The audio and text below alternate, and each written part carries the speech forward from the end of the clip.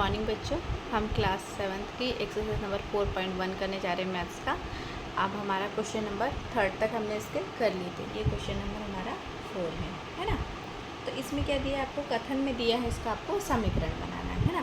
तो पहला कथन दिया है कि संख्याओं x और 4 का योग 9 है ना।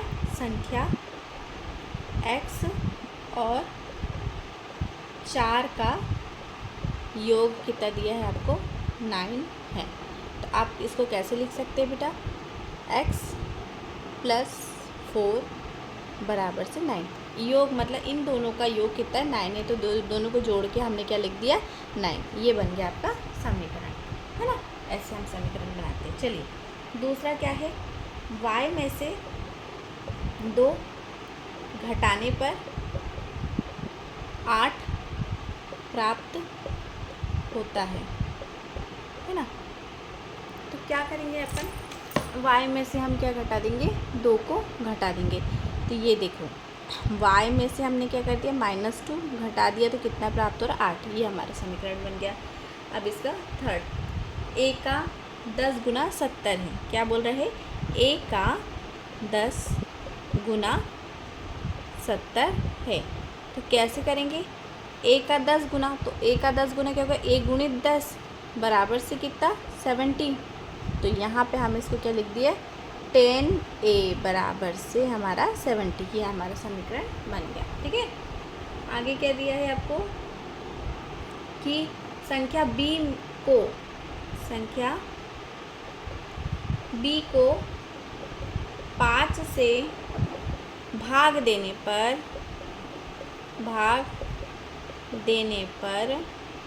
प्राप्त संख्या क्या होती है, पर 6 प्राप्त होता है। क्या प्राप्त होता है, 6 प्राप्त होता है। तो हम क्या कर देंगे, यहाँ लिखा हमने b को 5 से हमने भाग दिया तो कितना प्राप्त हो रहा है, हमारे पास 6 प्राप्त हो रहा है। ठीक है, तो हम इसको ऐसे लिख सकते हैं। इसको हम ऐसे भी कर सकते हैं, b = ये 5 इधर चले जाएगा तो क्या हो जाएगा हमारा 6 के इंटू में आ जाएगा। तो b = हो जाएगा 30। ठीक है ना, ये हो गया हमारा समीकरण। ठीक, अब इसके आगे वाला पांचवा आपको क्या दिया है, t का 3/4 15 है ना। देखो t ये हो गया हमारा, t का क्या मतलब होता है बेटा, मैंने आपको पहले वीडियो में बताया कि जहाँ भी का वर्ड आता है मतलब गुणा है ना। t का 3/4 मतलब 3/4 कितना है, 15 है ना। तो इसको हम ऐसे भी लिख सकते हैं, 3t = ये जो नीचे वाला 4 है, ये इधर चल जाएगा, 15 के इंटू में आ जाएगा। तो ये हो जाएगा 3t बराबर से 60। ठीक है ना। चलिए अब आगे का क्या है, m का 7 गुना और 7 का योगफल 77 है। m का कितना, 7 गुना, m का 7 गुना और 7 का योग कितना है, 77 है। तो यहाँ हम करते हैं इसका m का 7 गुना क्या हो जाएगा, 7m गुना मतलब 7 में उस चीज़ का गुणा है ना। तो 7m और किसका योग मतलब जो धन का चिन्ह लगा है, योग मतलब 7 का योग कितना है, 77 है। तो बराबर से हो गया हमारा 77।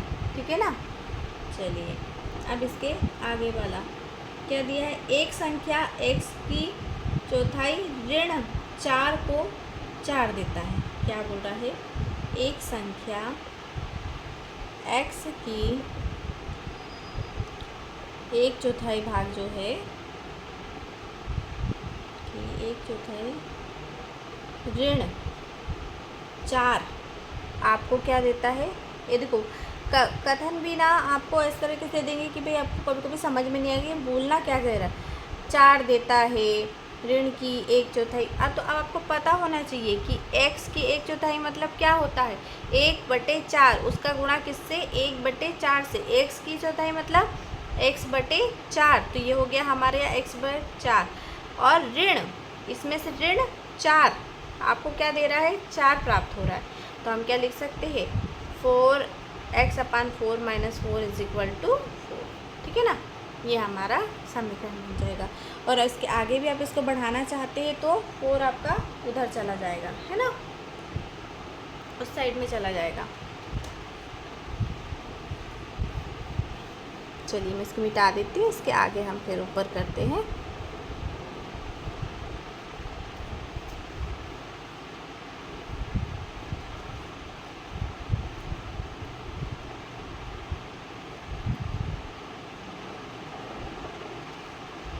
चलिए इसके आगे का आपको दिया है, यदि आप y के 6 गुने में से 6 को क्या करना है, घटाए, है ना, 6 को घटाए तो कितना प्राप्त होता है, तो 60 प्राप्त होता है। तो आप क्या करेंगे भाई, y का 6 गुना कितना हो जाएगा बेटा, 6y में से आपने कितना घटा दिया, 6 घटाए, तो 6 को घटाया तो कितना बचा, 60। तो ये आपका बन गया समीकरण, है ना। अब ये लास्ट आपका है, यदि z के 1/3 में 3 जोड़े तो आपको कितना प्राप्त हो रहा है, 30 प्राप्त होता है। z के 1/3 तो z/3, 1/3 मतलब 1/3 से गुणा में कितना जोड़े, 3 को जोड़ दिया तो कितना प्राप्त हो रहा है, 30। तो हम यहाँ कर लेंगे, अब इसको क्या ले लेंगे, हम एलसीएम लिए, 3 से 3 एक बार गया तो 1 का इंटू जेड में z हो गया। यहाँ कुछ नहीं, मतलब 1 है, 3 1 = 3 3 = 9, यहाँ कितना हो गया, 30। तो z + 9 = 30। ये इधर भागित में है तो इधर जाएगा तो इंटू में हो जाएगा तो 3। तो z + 9 = 90। ये आपका समीकरण बन गया, है ना। ठीक है, चलिए अब हम क्वेश्चन नंबर 5 करते हैं, है ना। क्वेश्चन नंबर 5 हमको क्या दिया है, क्वेश्चन नंबर 5 में आपको कुछ समीकरण दिए, उनको हमको कथन में लिखना है ना। अभी तक हम क्या कर रहे थे बेटा, अभी तक हम इन कथन को लिख रहे थे समीकरण में। अब आपको समीकरण दिए, आप उनको कथन में लिखेंगे, है ना। चलिए, तो पहला समीकरण है आपका, ये क्वेश्चन नंबर हमारा 5 चल रहा है। पहला समीकरण है p + 4 = 15। इसको हम कथन में कैसे लिखेंगे, हम लिखेंगे किसी संख्या p में 4 जोड़ने पर 15 प्राप्त होता है। ठीक है ना। चलिए, इसको सेकंड क्या है, m - 7 = 3। इसको भी हम सेम ऐसे लिखेंगे, किसी संख्या m में 7 घटाने m से, है ना, यहाँ से करना, m से 7 घटाने पर कितना प्राप्त होता है, 3 प्राप्त होता है। ठीक है। अब थर्ड इसका है 2m - 7। यहाँ लिखेंगे किसी संख्या m का 2 गुना, यहाँ मैं लिख देती हूँ दुगुना, है ना, किसी संख्या m का दुगुना 7 के, या लिख सकते संख्या 7 के बराबर होता है, बराबर होता है। ठीक है। अब फोर्थ लिखेंगे हम, क्या है हमारा फोर्थ भाई, m/5 = 3। तो हम लिख सकते हैं संख्या m को 5 से भाग देने पर या विभाजित करने पर हमें 3 प्राप्त होता है। ठीक है। अब ये वाला है हमारा, आगे है 5th नंबर पे है हमारा 3m/5 = 6। संख्या m का m के तिगुने, क्या लिखेंगे बेटा अब यहाँ हम तिगुने, क्योंकि किस चीज़ का गुना है, 3, m के साथ 3 का है ना। तो यहाँ पर हमारा m के साथ 3 का गुना, तो लिखेंगे m के तिगुने को 5 से भाग देने पर हमें 6 या संख्या 6 प्राप्त होती है। ठीक है ना। आगे हमारा है 3p + 4 = 25। हम लिखेंगे यहाँ संख्या p के तिगुने, क्योंकि देखो 3 का गुणा है उसके साथ p के साथ ना सॉरी, तिगुने में 4 जोड़ने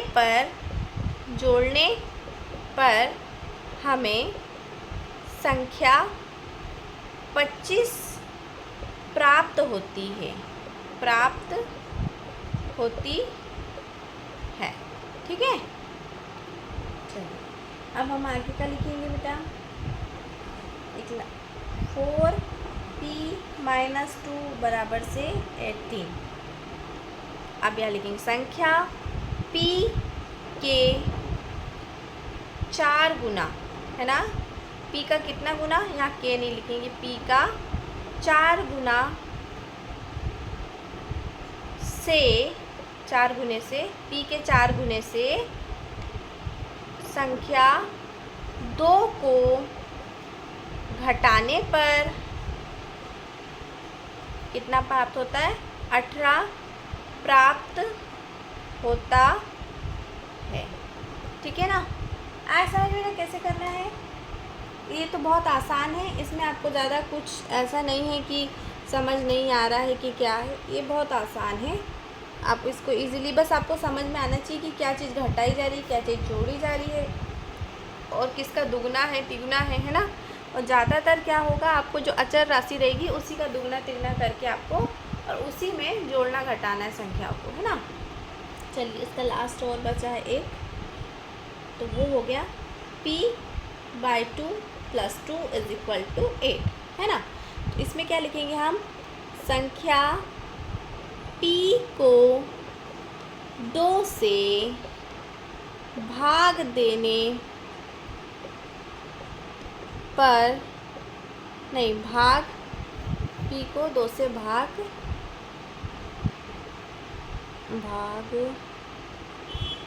देने तथा उसमें 2 को जोड़ने पर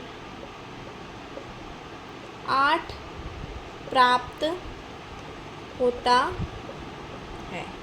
ठीक है ना। ऐसा हम इसको लिख सकते हैं, ठीक है। या ऐसा लिख सकते हैं कि p को 2 से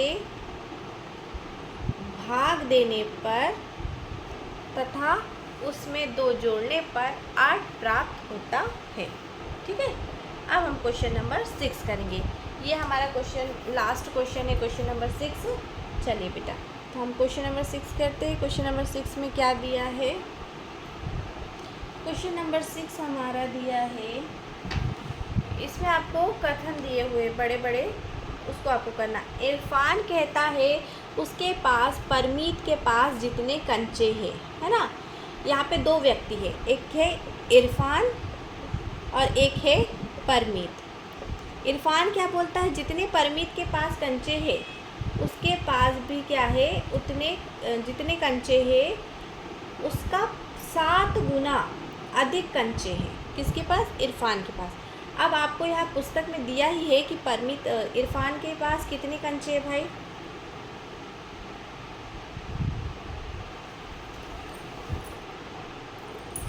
इरफान के पास आपको दिए हुए हैं 37 कंचे।